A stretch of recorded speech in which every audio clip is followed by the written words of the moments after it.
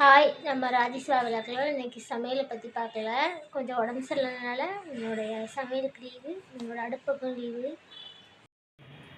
இன்றைக்கி எல்லாருக்குமே பால் கஞ்சி தான். வெந்தயம், ஜீரகம், வெள்ளைக்கூடலாம் போட்டு ஒரு குக்கருக்கா கஞ்சி வச்சேன். அதே வைக்க முடியாமல் தான் வச்சேன். எங்களுக்கு ஸ்கூலுக்கு அதையே கொடுத்து விடுவோம் அப்படின்னு பார்த்தா அவளுக்கும் உடம்பு சரியில்லை, லீவ் போட்டு வீட்டில் இருந்துச்சு.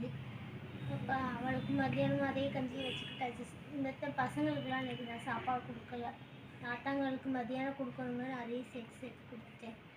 கொடுக்கலன்னு சொன்னாலும் கேட்க மாட்டேங்கிறாங்க, அதையே தாங்கன்றாங்க. அதனால் கொடுத்தாச்சு. கஞ்சி வச்சோமா அதையே வச்சு கொடுத்தாச்சு. நைட்டுக்கு மட்டும் இப்போ கொஞ்சம் போல் மாவு இருக்குது. என்ன செய்ய போகிறாங்கன்னு தெரியல. பாப்பா எனக்கு தோசை ஊற்றி கொடுத்துருவா. திரும்ப தாத்தாவுக்கு கடையில் தான் வாங்கி கொடுக்கணும். இதுதான் நடக்கும்னு நினைக்கிறேன். மணி ஆகிட்டு இன்றைக்கி. அதனால் இன்றைக்கி அடுப்புலாம் ஃப்ரீயாக ஜாலியாக இன்றைக்கி இருக்குமா, இல்லை நமக்கு லீவ் கொடுத்துட்டாலும் எப்படி இருக்கோ தெரியல. அதுக்கு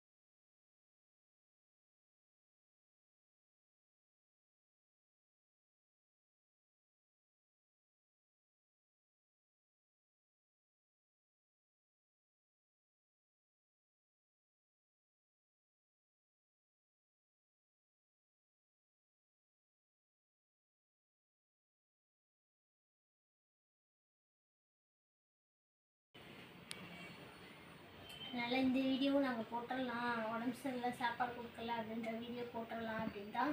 நிறைய பேர் எனக்கு வாட்ஸ்அப்லேயே கேட்டாங்க, ஃபோன்லேயும் மெசேஜ்லேயுமே கேட்டாங்க. யூடியூப் ஃப்ரெண்டுங்கெல்லாம் ரொம்ப நன்றி கேட்டதுக்கு. உடம்பு பரவாயில்லைன்னு கேட்டாங்க. நான் நேற்று மேல் அதிகமாக பார்த்துக்கூடாது. அதனால் பார்த்துட்டே இன்னுமே கொஞ்சம் வேலையை குறைச்சிக்கிறோம். ஏன்னா ஒவ்வொரு வேலை பார்த்தா முடிய மாட்டேங்குது. இந்த பனி அதிகமாக கொட்டுது. எல்லாருமே சேஃப்டியாக இருங்க. பனி அதிகமாக இருக்கிறதுனால தான் எனக்கு ரொம்ப ஈஸி. பனி அதிகமாக இருக்குது. அதுவும் மேலே 3வது மாடினால ரொம்ப இதாக இருக்கிறதுனால இருக்குது. அதனால் எல்லாருமே சேஃப்டியாக இருங்க. ஸ்கார்ஃப் போட்டுக்குங்க. அதுக்கப்புறம் ஓகே, அடுத்த வீடியோவில் பார்ப்போங்க. நல்லா பேசுங்க. பாய்.